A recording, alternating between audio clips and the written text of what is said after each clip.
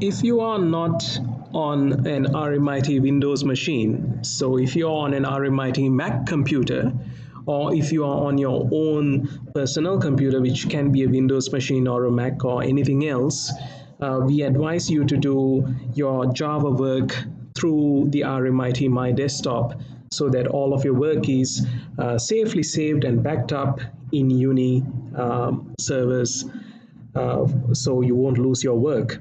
So the way you access the RMIT myDesktop is from any machine. You can just open up a browser like this and then just search for RMIT myDesktop. So it's usually the first result, and you can see it says myDesktop. Scroll all the way down and then you get an option saying log into myDesktop. So here you need to enter your student number, your S number. I am a staff member, so I have a E number. Enter your normal credentials and you would get this. So the way this works is we want to get the desktop. It's nice to see all of these icons and apps that are available for you to use, but we want to go through the desktop to make sure that we are doing things right.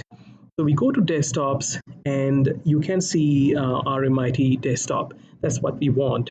So when I choose that, the view I'm going to get is going to be the same view, or it's going to look exactly like you logged on to a physical Windows machine that's present at in an RMIT lab or a campus.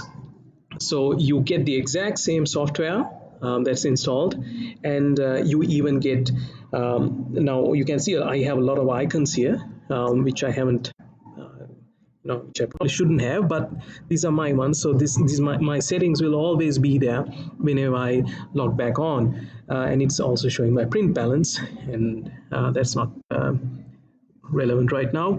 But as you can see, even if you're on a Mac or a Linux machine or even a Windows machine, you can log on to the RMIT myDesktop. So don't do this. You don't need to do this if you are already sitting in front of a Windows computer in an RMIT classroom. So this is only to be used if you are using something that is not an RMIT Windows machine. So whether it could be your Mac, your personal computer, or your an RMIT Mac computer. So please make sure that you do your work through this environment. So once you are done, don't just close this. You have to treat it like it's a proper machine.